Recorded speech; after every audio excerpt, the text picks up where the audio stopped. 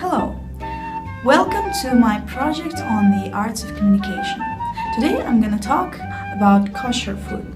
You would wonder, why in the world it is relevant for me to talk about this, because I myself am not Jewish and probably most of you are not Jewish. Well, there are several reasons for that.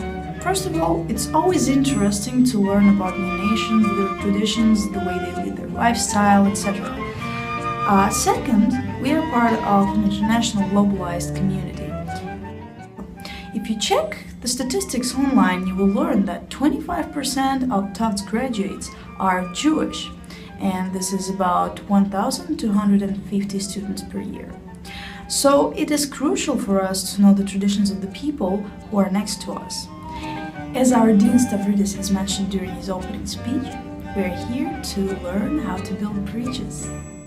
Kashrut is the set of Jewish religious dietary laws that includes the prohibition on the consumption of unclear animals, mixtures of meat and milk, and the commandment to slaughter mammals with respect and compassion. So one of the certifications, the major one, is OU.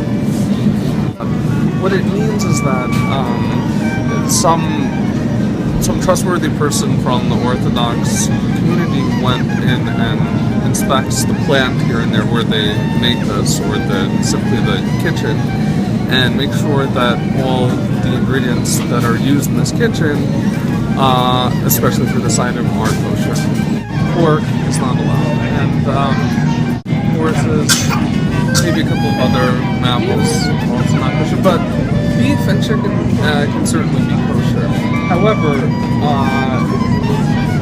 general beef that you'll generally find without a kosher certification is not kosher, and it's not simply about being strict about contamination, but it actually has to do with the fact that for meat to be kosher, it has to be slaughtered according to a certain fashion, very similar to that in halal, where the animal experiences a painless death.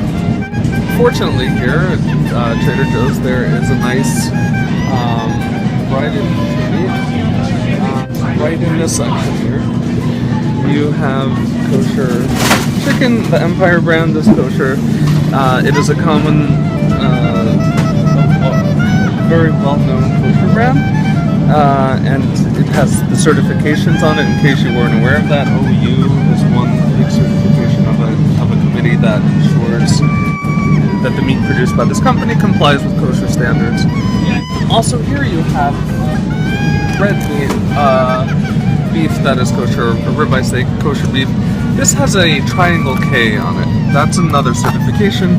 Believe it or not, it's it's not as strict as the OU, even though the K stands for kosher. Another aspect of kashrut is that meat and dairy cannot be eaten together.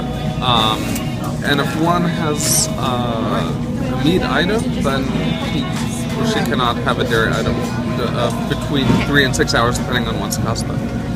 So cheeseburgers, not allowed.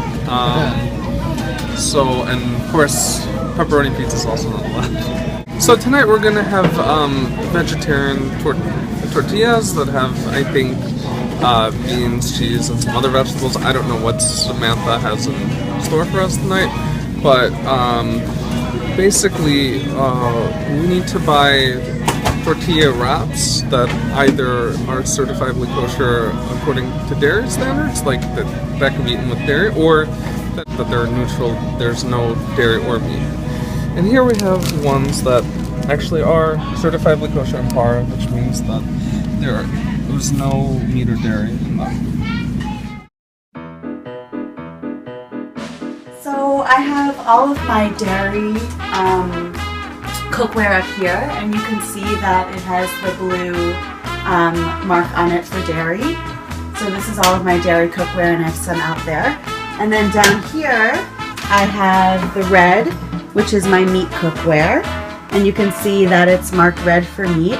And the white is for parve, which basically means that something that's not meat and not dairy, but that you can use it with either. So something like eggs or fish are parve. They're not meat and they're not dairy, but you can eat them with either one. And so today we're going to make not something very traditional, but something that has only dairy and parve ingredients in it. So because we don't mix milk and meat, when I make something vegetarian with cheese, with dairy, I won't put any meat in it.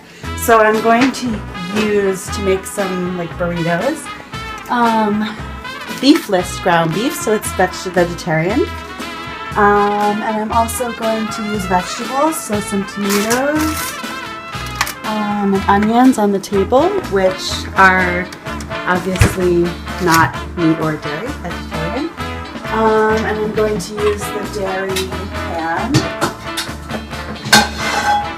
So I'm going to use the one with the blue handle, the dairy pan, and also put cheese on it and some other things, but again, there'll be no meat and it won't touch any of my meat dishes. Everything remains separate, and that's one of the basics of kosher cooking, is the separation between meat and dairy.